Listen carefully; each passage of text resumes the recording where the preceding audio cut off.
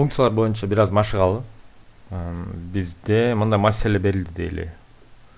Кандай бир сөз берилсе, ал сөздү мондай кутучага салып койгула деп бизге айтышты да. Биз болсо макул, эми көрөлү бул функцияны кантип жазсак болот деп. Бул жерде бир карап атсак,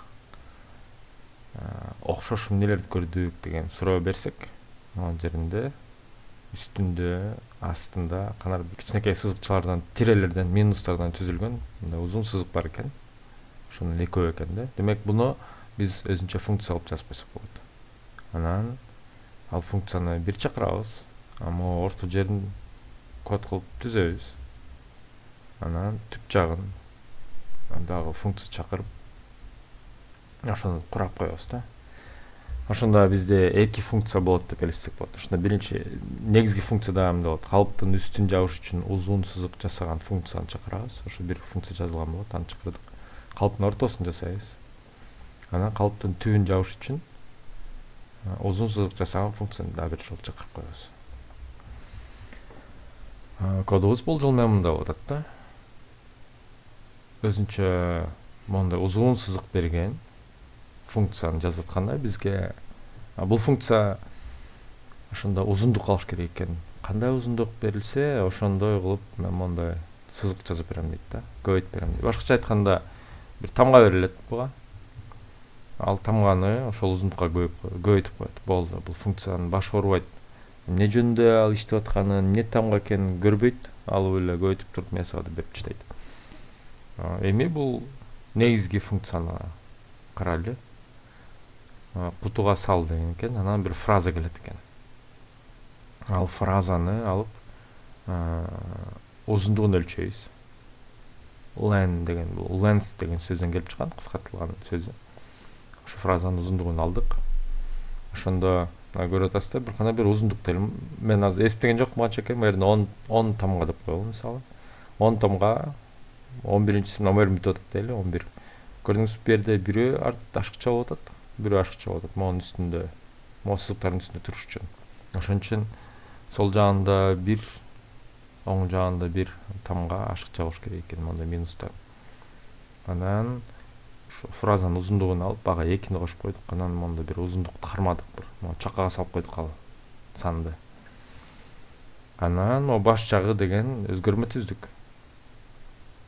Ошол өзгөрмөгө узун сызык бер деген функцияны чакырып атабыз. Узундугун бердик мердеги. Анан тамганы берип койдук. Ошо баш деген өзгөрмөгө чакага салып койдук ошол нерсени.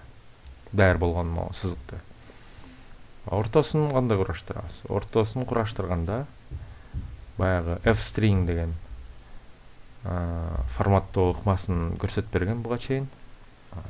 Ошондо биз мына f деген жазабыз. Тырмакча менен ошо баштайбыз текстти. Анан жаап коебуз буягынан. Анын ичине сол жак сызыкты жазып койдук. Анан оң жак сызык жазып койдук бул четине. Бөйрөктү кашанын ичине өзгөрмөнү салдык. Фраза деген баягы келбеди беле? Hello World'да мына ичине салып койдук. Ал даяр нерсе, ортосу, орто деген чаканын ичине жатат дейли. Эми түбүн кандай болот? Түбү башы кандай болсо так ошондой, көрдүңүзбү? Эч айырмасы жок. Түп деген салып койдук. Анан 3 саптык чоңдукту, ошо 3 текстти алып бириктирип атабыз. f-string ыкмасы менен форматтап атабыз. F жаздык, тырмакча ачтык, бек тырмакча аттык. Бөйрөктү кашанын ичине баш жаздык, баш дегенди. Жаңы сап жазып атабыз. Жаңы сап символуна. Көрдүңүзбү, бир жаздык. Анан n дегенди экранда, анан n деген жок эле жазсак, баары муну бир сапка уланып калат. Бул кийинки сап койт деп n деген жазып койдук. Ортосун жаздык. Дагы n деп койдук, кийинки сап койт деп. Анан түбүн жазып койдук. Түбүнөн кийин жаңы сап жазбай эле койсок болот.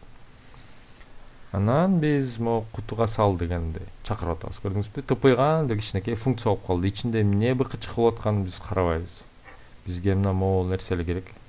Ар жагын көзүбүздү, мээбизди чарчатпай, кичинекей бир нерсени колдонуп койдук, салам деп. Ал иштеп берет. Келиңиз ушуну эми жазып берейин код катары.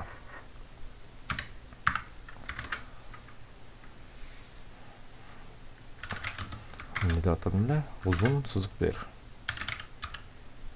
Мен мунун баарын жазып отурбай эле келе, мен муну жүгүртүп эле коеюн, көчүрүп эле.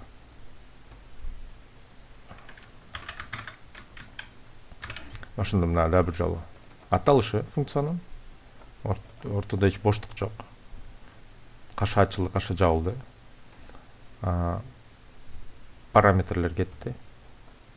Ал параметрлер бири-бирине көбөйтүлүп, ошол көбөйтүндүсү бул функциядан атып чыгып атат. Мына return деген бул атып чыгып, мындай түкүрүп берүү дегенди түшүнсөңүз болот.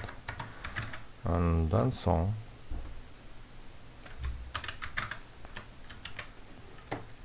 кутуга сал деген функцияны чыгарып атабыз. Кандай бир фраза жазылып атат. Параметр катары. Анан ичине узундук дегенди алдык. Анан ал узундукту берип атабыз, тамга менен узундук берип атабыз. Ортосу иштеди.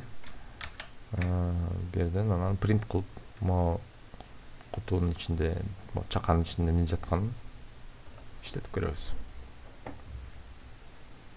Салам деп чыкты. Эми бул жерде мындай нерсени айтып берейин. Мына жерде биз мында кутуга салып атканда биз көрүп атабыз, ар дайым эле дегендей сызыкчалар колдонобуз деп. Балким сызыкча эмес, кошуу дегенди колдонуп калышыбыз мүмкүн. Ошон үчүн азырынча мындай коюп турабыз. Көрдүңүзбү, мен берини алып салдым. Бул жерден эч нерсе бербесек, бул жерде демек эч нерсе келбейт да. Келбесе анда тамга деген параметрдин ичинде өзүнүн абалкысы сызык деген, кемитүү деген символ болот тамга. Бияктан тамга берген жокпуз. Тамга бербесек, анда мен бербесеңер мейли, мен мону колдоном деп колдонуп кетти да. Жакшы. Эми иштетип көрөлү. Иштеп атабы? Албетте иштейт. Эми бул жерге макул тамга катары биз мындай көбөйтүүнү беребиз деп чечтик. Бул жерди калтырып койдук. Ошондой үстү жылдызчалар болуп калды, түбү кемитүү болуп калды. Бул жерге деле ошону кайталап койсок болот.